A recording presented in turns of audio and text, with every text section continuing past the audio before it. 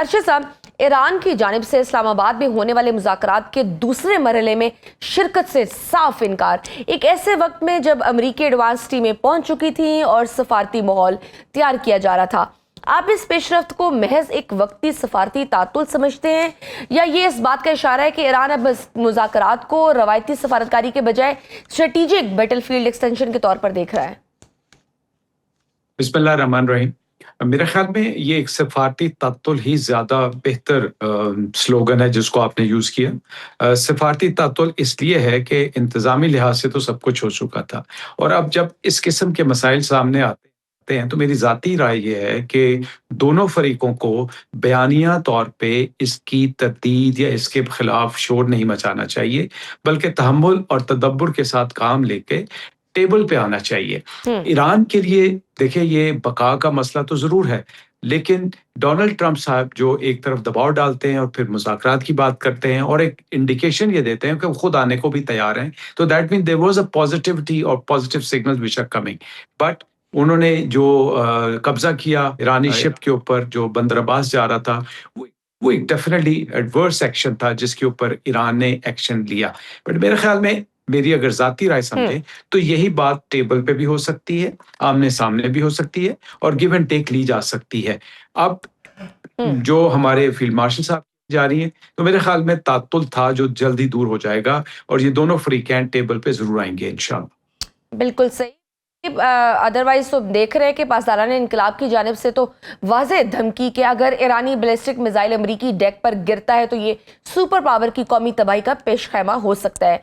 क्या आप इसे क्रेडिबल डिटेरेंस पोस्टर समझते हैं, या ये भी एक साइकोलॉजिकल वॉरफेयर का हिस्सा है जिसका मकसद अमरीका को पीछे हटाना है?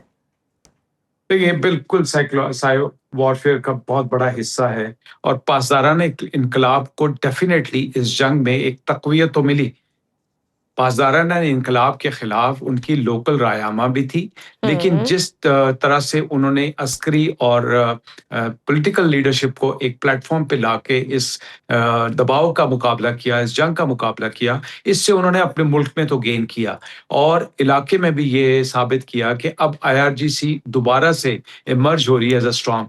आप ये देखिए, असेंडेंसी जो आई, जो उनका लीडर आए हैं, वो भी उन पॉलिसियों की या उस वतीरे के खिलाफ ही आए हैं कि बाप के बाद बेटा।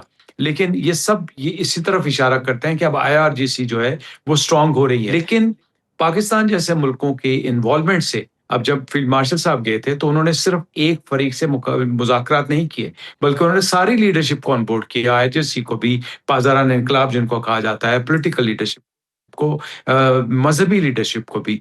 देखिए, हकीकत ये है कि ना तो अमेरिका जंग चाहता है, ना ईरान जंग में तवालत बर्दाश्त कर सकता है और ना ये अफोर्ड कर सकता है। डील तो होनी है। अब डील कहाँ होगी, वो एक तय करने वाला मामला है। अब अगर डोनाल्ड ट्रंप साहब बयान देंगे, अगर नेतन्याहू बयान देगा, तो आईआरजीसी भी बयान तो देंगे। तो ये मेरे ख्याल में बयानिए तक ही महदूद है। इंशाअल्लाह मुज़ाकरात अल्लाह होंगे करे कि और कुछ ना डील कुछ हो जाए, जा बयानी तक ही बातें महदूद हों। बट सपोज सर, अगर अब नाए हुर्मुज़ के हवाले से लड़ाई बढ़ती भी है तो ये नेवी की जंग होगी। ईरानी नेवी और अमरीकी नेवी का अगर हम कंपैरिजन करें तो यकीनन अमरीकी नेवी के पास जदीद टेक्नोलॉजी है, मगर ईरान की हदूद में और स्ट्रेटेजिक लोकेशन में आप क्या समझते हैं कि अमेरिका ईरान को शिकस्त दे पाएगा, या उसके लिए आसान होगा ये? देखिए, एक बात तो तय कर लें कि इस जंग में जीत कोई भी नहीं रहा। अगर जीत रहा होता तो अमेरिका जीत के भी हारा है और ईरान हार के भी जीता है। और ईरान को आपने, मतलब दुनिया ने और अमेरिका ने खास तौर पे ये बावर करवा दिया कि ईरान में वो सलाहियत मौजूद है जिसको उसने एक्सरसाइज किया। वरना इससे पहले अबनाए हुर्मुज़ जो था, वो एक क्वेश्चन मार्क था कि क्या ईरान इस पे अपना अमल दमल कर सकेगा, लेकिन अब तो उसने साबित कर दिया। और एसिमेट्रिक वॉरफेयर जिसकी तरफ अगर आप बढ़ते हैं, एक शदीद जंग तो होगी, लेकिन एसिमेट्रिक वॉरफेयर होगी, और एसिमेट्रिक वॉरफेयर जब आप अपने इलाके में लड़ते हैं तो आपकी जीत के चांसेस ज्यादा हैं। वियतनाम याद कीजिएगा, लेबनान याद कीजिएगा, इराक, सीरिया याद कीजिएगा, और अभी खसूसी तौर पे अफगानिस्तान को याद कीजिएगा। तो ईरानी नेवी इतनी स्ट्रांग यकीनन नहीं है, बट एसिमेट्रिक वॉरफेयर और एसिमेट्रिक आर्सेनल जो ईरान के पास है, उसकी वजह से वो अमेरिका को तंग करेगा। और याद रखें, अमेरिका का इसमें नुकसान उस लिहाज से नहीं है, लेकिन दुनिया की मईशत हिल के रह जाती है। बिल्कुल। अभी सिर्फ मुज़ाकरात डिले हुए and 7% rise in oil and energy prices. So that is what is the fear of the world.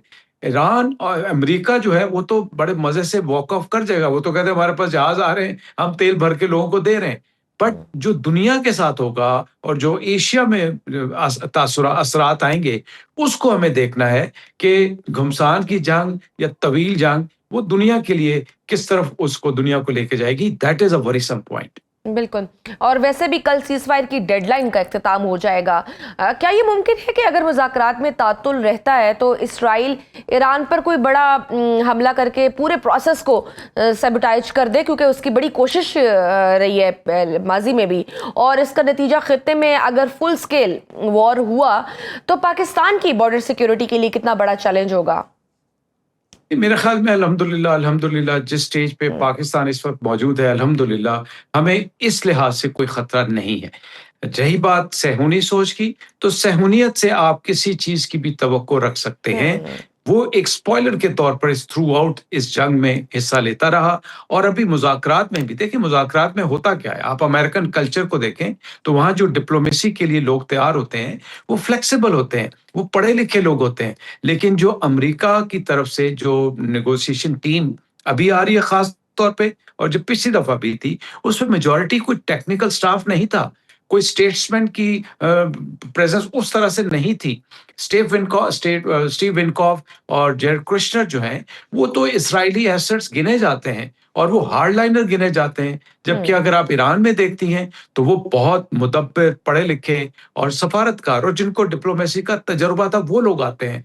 तो सहूलियत से आप किसी किस्म की भी तवक्को रख सकती हैं। लेकिन जो दुनिया के हालात हैं, जो इलाकाई हालात हैं, जो रशिया और चाइना का इंटरेस्ट है, उसमें मेरा नहीं ख्याल कि इसराइल इस किस्म की हरकत करेगा।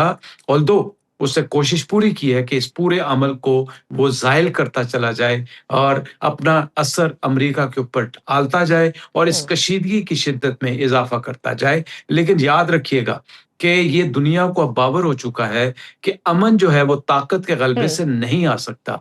वो हमेशा तवाज़ुन, मुकालमे और मुश्तरका ज़िम्मेदारी से ही आएगा और इस चीज़ का इसराइल को भी एहसास होना शुरू हो गया है। राइट। और सर, मुज़ाकरात का जो पहला दौर था उसमें ऑब्वियसली जो डेडलॉक आया था वो अफ़ज़ूदा यूरेनियम की मुंतकिली के हवाले से थी।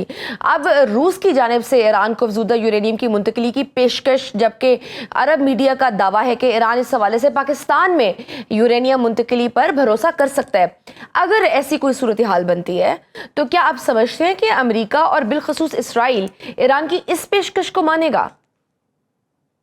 देखिए, ईरान ने ये तो ज़रूर कहा कि हम सिर्फ़ सालिस मानते हैं तो पाकिस्तान को मानते हैं और हुँ। अल्हम्दुलिल्लाह इस पे हमें अल्लाह ताला का शुक्र अदा करना चाहिए और फ़ख्र भी करना चाहिए कि हमने जिस ज़िम्मेदारी के साथ, तदब्बुर के साथ, तवाज़ुन के साथ और एक फ़ौरी जर्क रिएक्शन नहीं था, बल्कि ये एक दिहाइयों पर मुहित पॉलिसी है, जिसका हमने एक मुज़ाहिरा किया है। तो मेरे ख़्याल में ये मेरी ज़ाती राय है कि हमें यूरेनियम के मामले में इन्वॉल्व नहीं होना चाहिए बिकॉज़ रशिया ने पहले ऑफ़र की, फिर रिफ्यूज़ किया, अब दोबारा ऑफ़र की और उनका ये कहना है, उनके यहाँ मैं पढ़ रहा था, उनका ये कहना है कि इससे उनका और अमेरिका का जो एतमाद है, वो बिगड़ सकता है। सिमिलरली हम एक बहुत रिस्पॉन्सिबल न्यूक्लियर स्टेट हैं। अल्हम्दुलिल्लाह हमारे ऊपर कोई ऐसी आज तक कुछ मसाइल आए, लेकिन इस वक़्त हमने अपना इमेज बहुत बेहतर किया हुआ है। तो मेरे ख़्याल में हमें यूरेनियम वाले मसले में नहीं पड़ना चाहिए। सही। हमें मुज़ाकरात में अपने सालसी का किरदार अदा करके अपनी इसी ख़ारजा पॉलिसी को आगे ले जाकर हुँ। अपनी मुआशी तरक्की और अपनी जो हमारी कमियाँ हैं, उनको दूर करने में अपना जो ये बड़ी ताकतें हैं, उनके रोल को इस्तेमाल करना चाहिए।